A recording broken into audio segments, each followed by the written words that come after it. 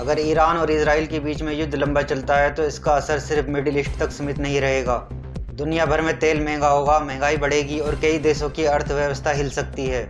लेकिन सबसे बड़ा सवाल यह है कि क्या इस युद्ध का असर भारत की अर्थव्यवस्था पर भी पड़ सकता है, और अगर पड़ेगा तो कितना असर होगा। मिडिल ईस्ट दुनिया का सबसे बड़ा तेल उत्पादक क्षेत्र है और यहाँ एक बेहद अहम समुद्री रास्ता है, स्ट्रेट ऑफ हॉर्मुज। दुनिया का लगभग 20% तेल इसी रास्ते से गुजरता है। युद्ध के कारण इस रास्ते पर जहाज़ों की आवाजाही खतरे में पड़ गई है। इसी वजह से तेल की कीमतें 100 से $120 प्रति बैरल तक पहुंचने लगी है।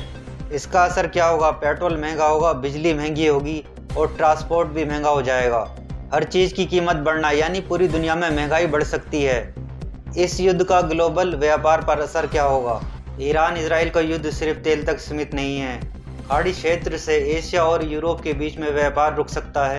जहाज़ों को दूसरे रास्तों से जाना पड़ेगा, जिससे एयर कार्गो और समुद्री माल ढुलाई महंगी हो जाएगी। कई रिपोर्ट्स के मुताबिक इस क्षेत्र में तनाव के कारण वैश्विक सप्लाई चेन प्रभावित हो रही है। इसका मतलब ये होगा कि इलेक्ट्रॉनिक्स आइटम महंगे होंगे, दवाइयाँ महंगी होंगी और कई उद्योगों की उत्पादक लागत बढ़ेगी। शेयर बाजार और निवेश पर इसका असर क्या पड़ेगा? जब दुनिया में युद्ध होता है तो निवेशक घबरा जाते हैं। अब इसका असर क्या पड़ सकता है? जैसे स्टॉक मार्केट में गिरावट आ सकती है, लेकिन ये एक संभावना है। निवेश कम होना, आर्थिक विकास धीमा होना। कई अर्थशास्त्रियों का यह भी मानना है कि अगर युद्ध लंबा चला तो दुनिया की जीडीपी ग्रोथ कम हो सकती है। अब सवाल यह उठता है कि भारत की अर्थव्यवस्था पर इसका क्या प्रभाव पड़ सकता है। तो चलिए जानते हैं। भारत दुनिया के सबसे बड़े तेल आयातकों में से एक है। भारत अपनी ज़रूरत का लगभग 80 से 90% तेल बाहर से खरीदता है और इसमें एक बड़ा हिस्सा मिडिल ईस्ट से आता है। अगर तेल 120 से 130 बैरल तक पहुंच गया तो इसका असर क्या होगा? पेट्रोल महंगा होगा, डीजल महंगा होगा और सबसे बड़ी बात, ट्रांसपोर्ट भी महंगा हो जाएगा और इसका असर लगभग हर चीज़ पे पड़ेगा।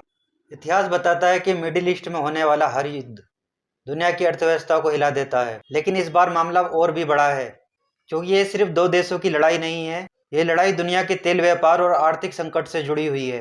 अब देखना यह है कि क्या ये युद्ध जल्दी खत्म होगा या दुनिया एक और नए आर्थिक संकट की ओर बढ़ रही है।